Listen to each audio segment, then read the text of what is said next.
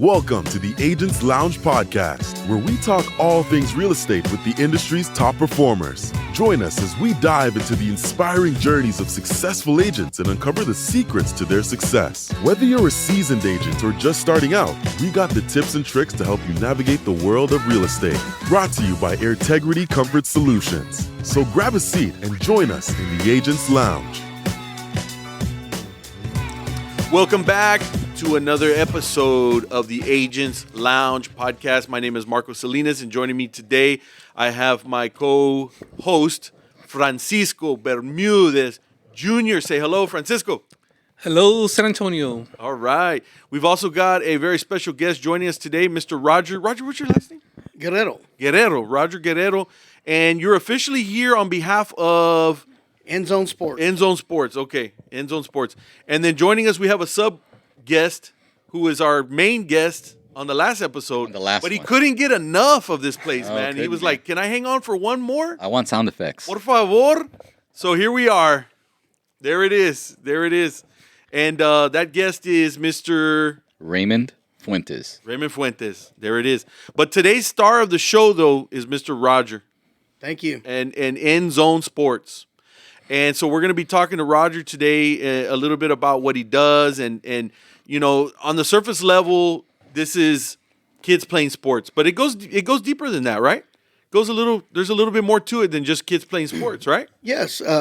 So initially, this came to fruition right during COVID. You know, as we're all staying home, I'm there with my kid, and we're trying to figure out, you know, besides kicking the ball around the house and you know, just watching replays on TV, you know, what are some things we can do? As soon as the ban was lifted, we joined the league.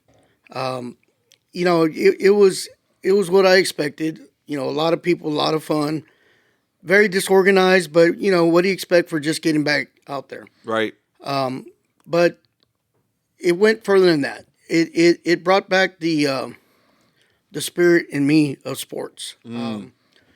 So years ago, my family, we had a sports complex down in southeast San Antonio. My parents bought it back in the 70s. It was called Guerrero's Sports Park, and it was one of the famous sports parks in San Antonio for years and years. We had that going on for all the way to the early 1990s, mid-1990s. Okay. And then it just kind of went away. I missed it. When we started playing sports again with my son, I was like, man, I would love to do something like this on my own. I'm sure I can do it. I did it before with my parents. Yeah. And, you know, I had the spirit in them of my folks to do it, and that's how it just came about. It came about because I missed doing that with my parents. They had passed away, and now I had my kid. I wanted to get back into sports. Dang, man. I didn't realize you had those roots like that. In that same era. That's pretty awesome. Now, you told me you went to East Central. East Central High School, right? That's so right. You guys grew up in kind of like, is that kind of like China Grove? So China Grove is one of the little sub-towns in the East Central District. There's, you know, you got Atkins, you got Elmendorf, you have, I think there's like a Lone Oak, something like that. There's a bunch of little towns out there. Yeah, right, yeah. But you're basically, I mean, you're a San Antonio native. It's San Antonio, born and bred. Yep. I was at East Central most of my life. Yep. I did spend 2 years overall for the Days of Valley area. We did go to Clark for a little bit, but not to really say that I was... that was your stomping ground? Right, that was a stomping ground. You're really more of a Southeast guy. Pretty much, yeah. Yeah, East Central, all the way out there. So then right now you're running End Zone Sports. You've been doing it since basically COVID, right? Correct. Tell us what the mission is behind that. So our mission is to get kids back to playing sports, get them off of the computers, the laptops, watching TV, getting back to roots, teaching them values through sports, getting them conditioned, you know, trying to fight this childhood diabetes that's going on and all the ailments that comes with just not being mobile. Active enough. Mm-hmm. Yeah. So that's the main mission. Get them off of the device. Get them back out there running around, interacting like we used to do That's right. Before because we grew up, not him because he's pretty young, but we grew up without internet. We grew up without, Right. I mean, yeah, I had, a Nintendo, but thank God that thing wasn't connected to the internet because I probably wouldn't have left the house, 100%, yep. You know what I'm saying? Or did you play Atari? Yeah, I mean, I'm giving my age away, but yeah, back when the little Pong The came ping out. pong yeah, back and forth. Yeah, Look at those graphics. Yeah, remember it was how amazing. exciting that was, yeah, man? It was amazing, yeah. Dude, that was some life-changing stuff. But, all things in moderation, right? It's okay to do video games, okay to have some fun, but Sure. we've gotten to a point where maybe the kids are doing it like that's all they want to do, right? And so you guys are trying to get them out. I think I've read some studies about the brain and its formation. It does a lot better when it's actually out doing play. You know what I mean? When it's interacting with other kids and when you're doing those physical tasks like that. Not to say that there's not some smart little, computer whiz kids. Right. We all know that, right? But maybe it's a different part of the brain that affects, So there's the health benefits. There's being more active. You're trying to get, make a dent in the whole childhood diabetes thing, right? How bad is that? Is that really bad? Is it worse than what we realize? It's worse than what we realize. I don't have the statistics on me, but the numbers are pretty mind-boggling. Especially after COVID, it's, people, jokingly say that COVID-19 pounds is what it represents, but, it just gave more and more people excuses just to kind of lay around. The other thing that is part of our mission is teaching kids values. Yeah. That's probably the main one that I'd start out with. Yep. And that's what I really like about what we do is because we are absolutely 100% teaching values through sports. Yeah. Every week we discuss a different one. It can start with sportsmanship, teamwork, leadership, effort. It goes on and on. We just kind of add them as we go. Yep. And, what I love about that is that when we're discussing it during the training, we also have parents around or grandparents around listening to us. So the other thing that I wasn't intended of doing, but it just kind of happened, is that you kind of teach young parents, how to deal with the kids. Yep. How to get them social and active. That's what I love about what we're doing is that we're teaching these little guys how to be the next leader, the next commander, the next CEO, the next teacher or whatever they want to be. Yeah. We're giving them all that confidence to do what they want to do. And when we started the podcast, I had mentioned there's more than meets the eye here than just kids playing sports. And that's kind of what I was talking about was that you guys are reinforcing values. That's right. Right? Within and character building things within the youth. And Roger, is this also kind of like one of these ideas like let's get the kids involved here so that they don't end up on the streets and getting into trouble and stuff like that? Is that part of it as well? So a big part of it is getting them active. Now, I guess when you think about it, it's not the initial motivation to do that, but it turns out that it does do that. That's part of it. Some of these schools that I go into, lower income areas, when you're having the kids involved, I'm having parents telling me that I feel more comfortable that they're at your after school program than them doing things with doing nothing people yeah. out in the streets, and we're out in the east side, southeast side, northeast San Antonio. I mean, the problem's everywhere. You can't just target it saying, oh, it's not a north side problem. It sure is. There's these little segments in all over San Antonio. That's right. So then there's a lot of good things that you guys are doing there. I didn't actually realize that you're almost teaching like a little mini class within the thing. So does that happen at the beginning or is that on certain days or what? How does that go down with that educational aspect? So the educational moment typically happens when we're doing the stretching part. I personally like to do it in the beginning so people know what they're trying to win a value medal that we give every week. Every child is going to get a medal. Yep. So the value medal represents what we're doing that week. So if it happens to be leadership, we want to discuss what leadership is. We'll go around the whole team and say, ask them what their interpretation, what leadership may mean. Yep. And then we'll let everyone answer. Okay. Yeah. There's not really a right or wrong answer. We just want to get their take on it. And then we'll interject what we think is that can help them with that. Yep. We'll play the game, and then we'll pick somebody who demonstrated the best value that day. Nice. But we do want to make sure that every kid gets one throughout the whole program. So that's what it's designed for. Okay, now let's take a little half step back. Give me the basics. Okay, what are the age groups that you guys serve, and what are the sports that y'all are playing? Good question. So we have several age groups. The one I love the most is because they're so little and innocent is our end zone junior program. Okay. These are the ones where we can go into daycares and do that, but we also bring them out to the leagues. And these are typically the 2 to 4 year olds where we're teaching them more like an academy style. 2 to 4? 2 to 4 years old. Gosh, I didn't and know we're it went showing that these little. guys. Yes, they're so smart. That must be a blast, dude. It is. It's, if you can imagine keeping a bunch of cockroaches in a cup and then the cup, that's what it looks like. It's just everywhere. But He said cockroaches. but it's so much No fun. relation though. To No. kids. It's just a visual. Just a visual. That's all. Yes. But it's so much fun just playing with these little guys and when you get them grouped up, they listen, and when you instruct them to do something and they do it, the parents just look at you like, how are you doing that? It's like, well, because we're giving them the confidence. We're talking to them like little adults, not baby talk. We're talking to them like, hey, I'm your coach. This is what I need you to do. Let's go. Blowing the whistle. If they cry, if the ball goes out of bounds, well, it's out of bounds. Get back in here. Let's go. Yeah. So sometimes Tough love. That's a little tough love. Yeah, it goes a long way. So that's the 2 to 4 year olds, and that's our end zone junior.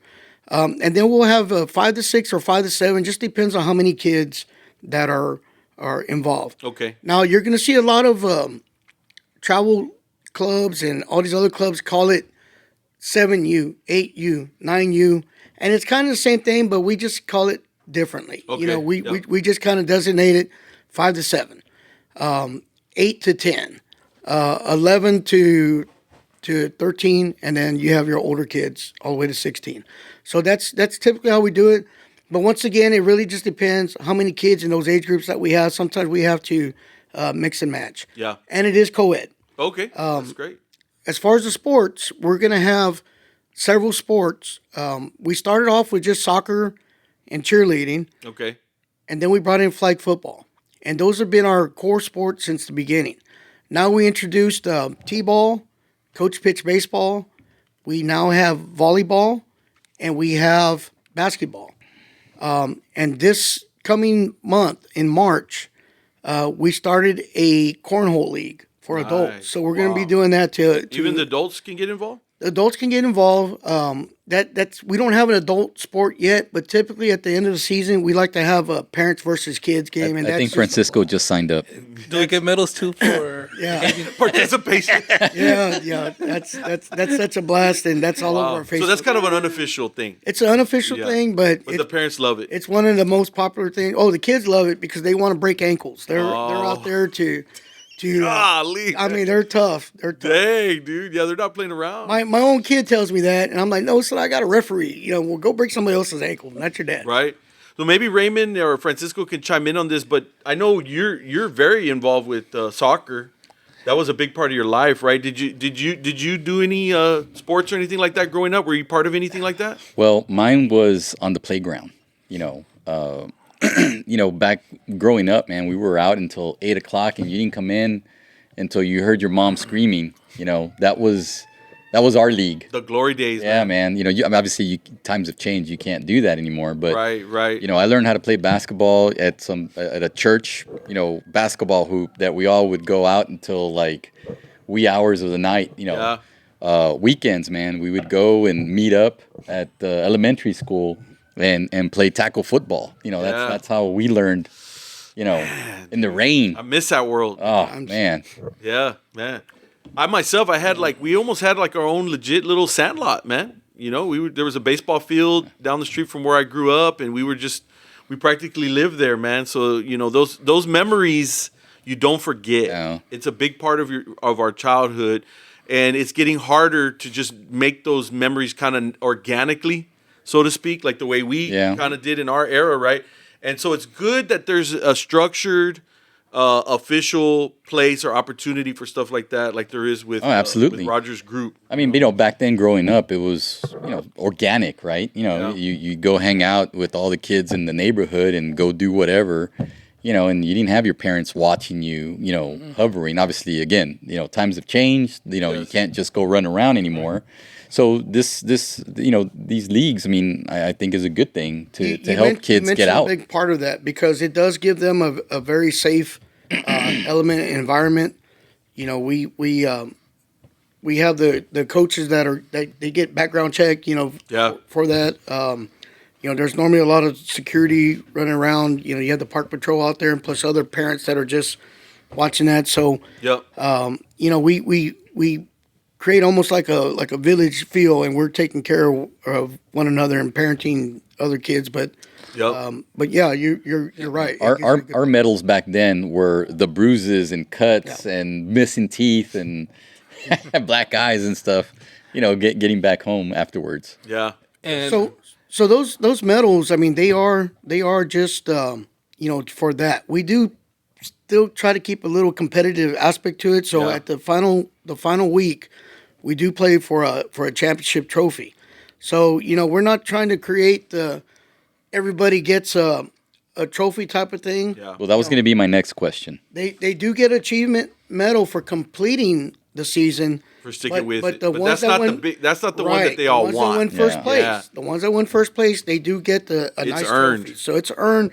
So we're loss is part of life. That's right. And you got to teach these kids as well as that. Look, you're not going to win every single time. That's right. You got to. And if you do, you got to get better. That's right. And if you're going to get better, you got to work harder. So that is one of the core values right there is learning how to live with defeat, but get yourself up and go on. And that's a weekly value pretty much because you're always having to deal with kids that get pretty upset about losing the game. Right. And it happens every week, and you got to talk to them and, get with the parents. Sometimes these parents are asking, I mean, we were talking about being refereeing the other day and how people can get a little bit out of line with that. So that's right. In our organization, we do ask the families to look at an ethics form in the beginning. Read it, sign it with your coach and your kid. And it's going to talk about all that. We don't want to have the profanity. We don't want you yelling at the coaches. I mean, we understand. Hey, we understand a little bit of. So do you have a special section for people that grew up in Corpus? No, not necessarily, no? Okay. but I might consider that if or like the Huerco from the Valley that tackled the ref, man. That's crazy, man. Jeez. Hey, I'm from the Valley, man. Calm down. I know, man. I know. You guys are wild. But it happened at my alma mater, too. John Jay High School. It made the news, and these guys went on Good Morning America. The guy had a mullet before the mullet was popular anyway. But, yeah, so we didn't used to see that. That never happened, man. It's lack of respeto, man. Yeah, that's right. That's right. Which he's addressing with his Absolutely. group. Right. And the thing is the parents, man. It's right. Always, unfortunately, that's where it happens. It happens right there. So you have to address it right away. Yeah. You have to. If you just let it go, it's going to create a problem. Not only is it going to festers. Not only is it just going to what you said fester, but now you got other parents thinking like, wow, it's happening right in front of Coach Roger. Nothing's happening. Yep. We don't want to be part of that. I rather address it right then and there, and have the potential loss of that one person, but gain the respect out of everybody else, saying that's why we're here. Yeah. I like it. One of the things that I've noticed is that youth sports is super expensive. Tell me about it. I mean, it's almost like a mortgage payment. Yeah. And what are some of the things that you're doing to kind of help those kids that? Man, that's you hit a very, very good question, and one that I would love to address. So we are, for most part, a very inexpensive organization for what you get. So it's a 9-week program. And typically, for most sports, except for cheerleading, because cheerleading would provide the whole get-up, they're going to run 160. Now, that's for the full 9 weeks. The first week is a meet and greet, and then the other 8 weeks is all competitive play. Now, when you think about that, what does that really encompass? That's really more like, a cheeseburger and fries and a Coke. Right. If you think about it per day. But you're creating all that entertainment and those values, and you can take your grandma, grandpa, everybody out there just for that one thing. Now, for those that think that 160 is a lot, well, you know what? I get it. Some people that is a lot of money. So for those that are on WIC, SNAP, Medicaid, we have programs for that. We look for scholarships for them. Nice. And, we found a couple organizations that have assisted a little bit. They can't help everybody, but it's minimal assistance. But a little bit goes like along. scholarships. It's minimal scholarships. So that was an issue that I wanted to address from the beginning. Okay. Because where I grew up, the household income isn't like it is off of Stone Oak or the north side. That household income might be $120,000 to $150,000. Yeah. Isn't that where you live, Francisco?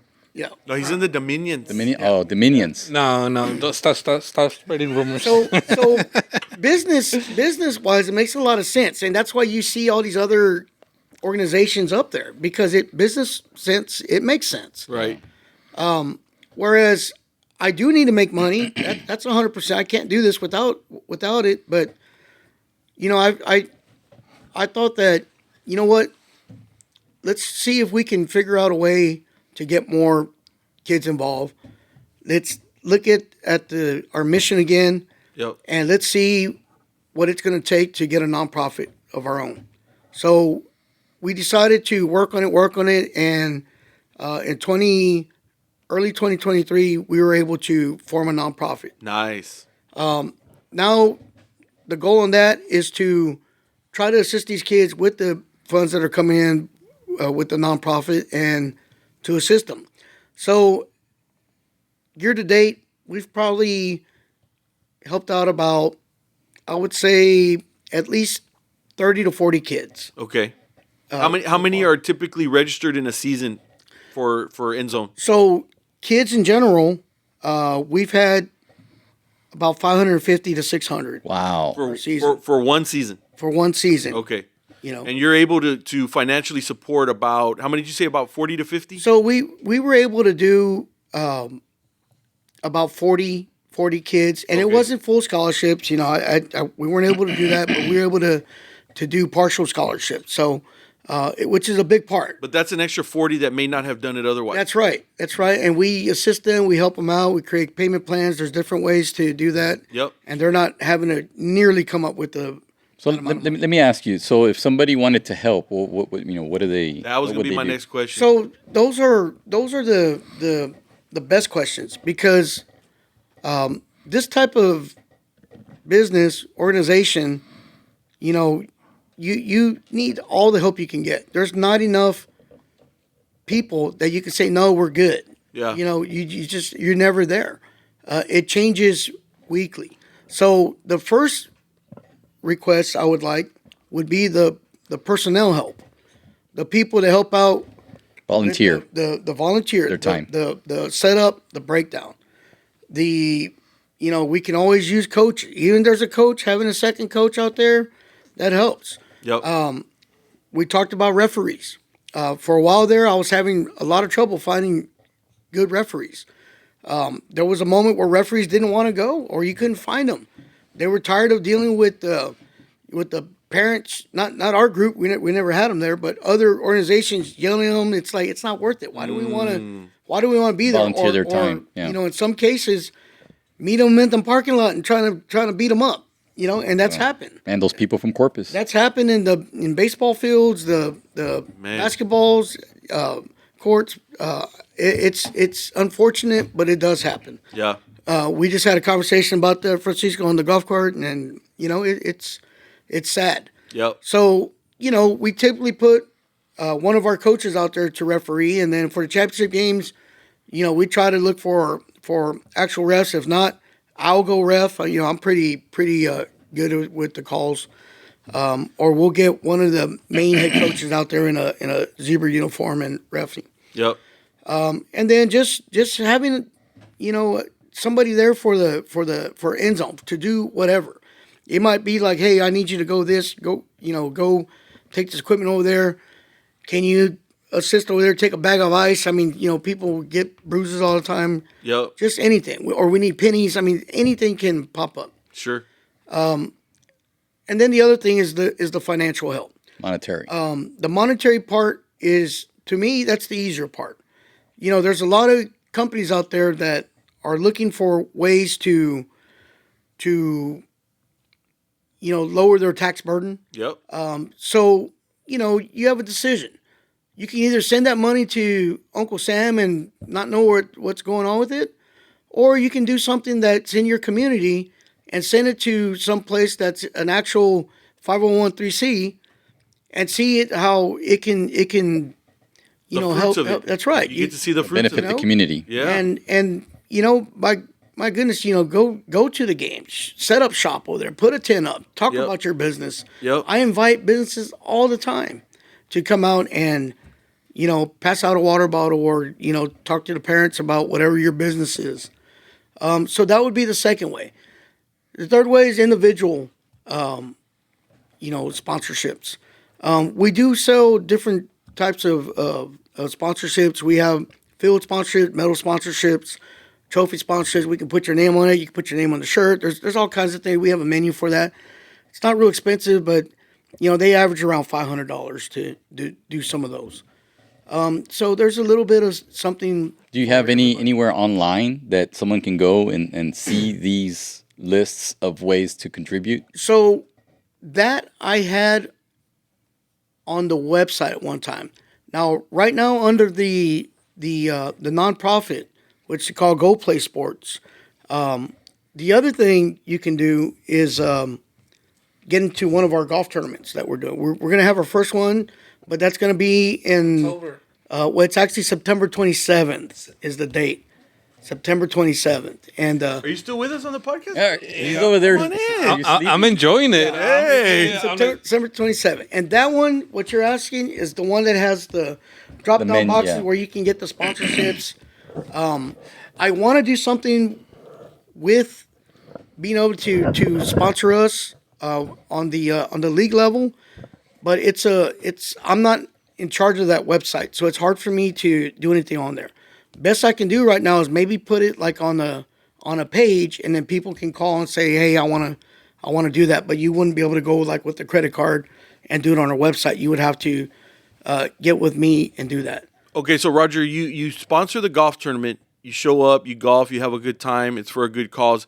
The funds that you receive from that, is that pretty much going exclusively towards those scholarships? That's right. It's going 100% to the scholarships, and it allows us to not only say yes to more kids, but now we can look at different areas of town to get into. Yeah. I think athletic-wise, we're not even tapping the best resources that we have in town athletic-wise in the city. Yeah. But that's just on that part. There's also the academic part of it. There's all the, areas in town where, sports, it's been proven that some of the most important leaders in the world have a sports background. Yeah. Whether it was the president or CEO of a company, probably all of us have been involved with sports, and we're all owning business. So, it's just important to at least It's a foundational thing. to learn either the values of leadership or social skills. Yeah. It's going to teach you huge social skills on how to handle different kind of heated situations. Disagreements. How to do, whatever it is that life. For me, I learned how bad I was. Yeah. It was painful, man. I stayed away from baseball. Yeah. It helped to contribute to my humility. Okay.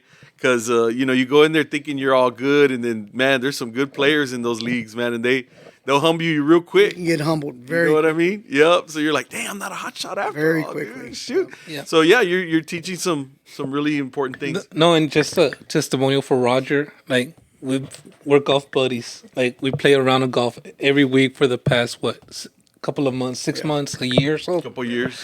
And this guy's 100% committed to the cause, to helping others, to like he gives it all.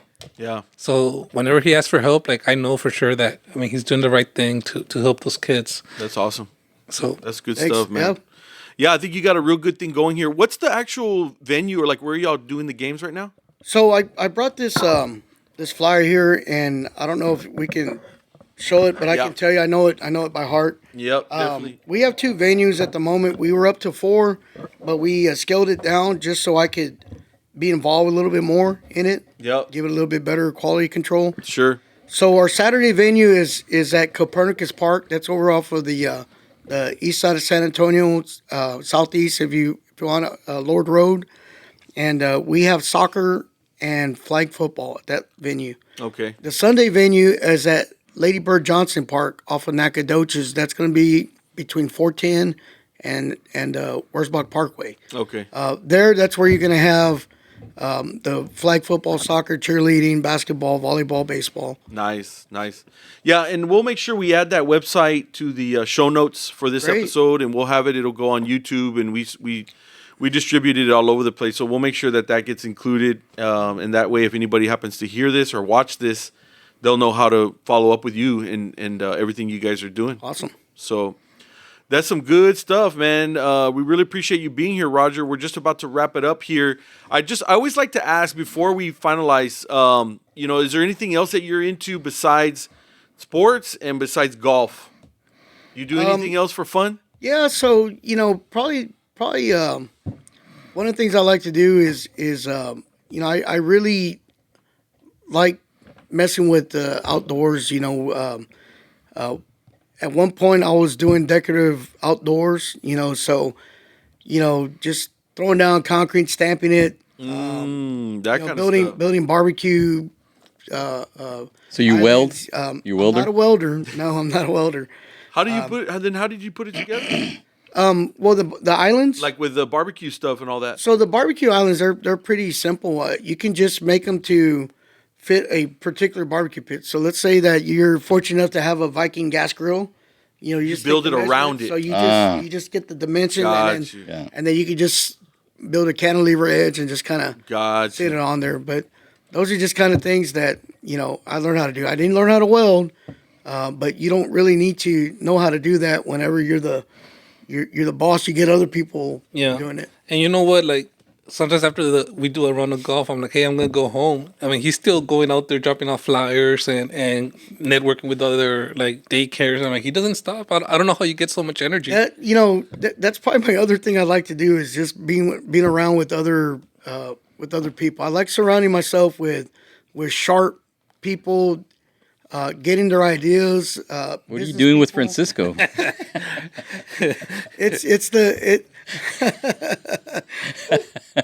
Zing. I think this is probably the one, right? That we need the. Man, dude, that one doesn't affect the volume at all. It's always loud.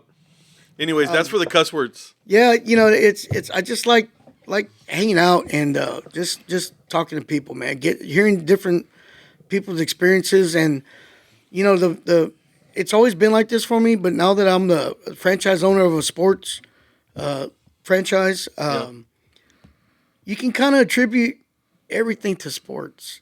It really comes down to at your job, you're either competing for a bid if you're in the service industry, or you're trying to finalize a project in time. You're trying to hit the win shot. Everything just contributes to it. The game planning. Yeah. It's just amazing on how I've come full circle to doing that. One of the things I wish I would have said in the beginning, but I'll say it now. When I thought about opening this franchise, I started recalling when I was the most happiest in my life. And honestly, guys, it was when I was playing sports, man. I can't tell you how happy that I was to get out there, go swing a bat, go play football, go play just whatever it was, and just getting out there and just testing myself, giving the challenges, being with your teammates out there. I miss that so much. And now that I'm not actually playing, but I'm seeing all these other ones, I'm living through my son's eyes, watching him do that. Yep. And although I let him do his own thing, I don't make him play anything. He wants to do it all. How old is he? He's 9, and this was our first season to have volleyball. We had 14 kids sign up, 13 girls, the one boy.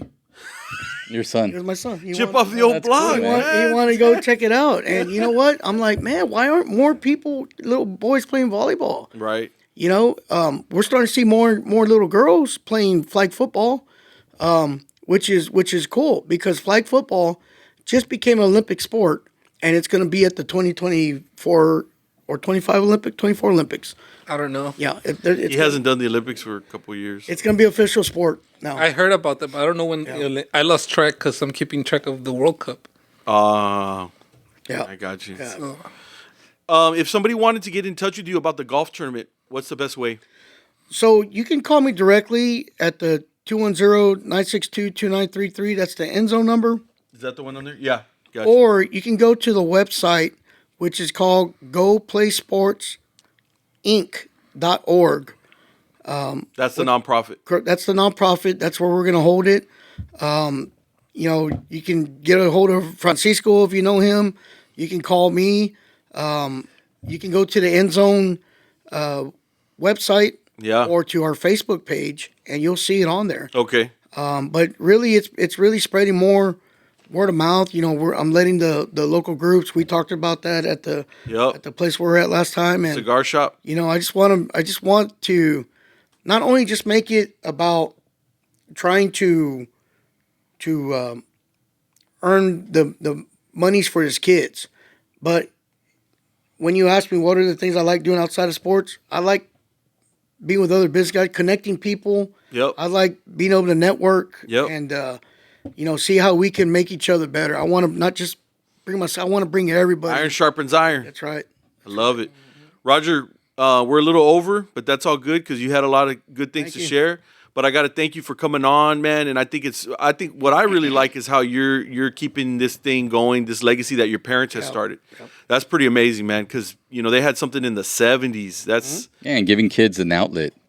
That's right. And you basically you took the torch and you were like, let's keep this thing alive. I wouldn't be surprised if your son does the same. Yep. So thank you for your time today, Roger. We really appreciate you having on there. Thank you so much for everything. My pleasure. My pleasure. And for our co-host. Thank you for having me, guys. Thanks for coming back with us. I'm not as cool as Francisco, but I will do my best. Thank you, guys. Thanks, guys. That does it for another episode of the Agents Lounge. We'll catch you next time. All right. Thank you. Boom. Adios. You've been listening to the Agents Lounge podcast, brought to you by Airtegrity Comfort Solutions. To learn more about the resources mentioned on today's show or to listen to past episodes, please visit agentsloungepodcast.com.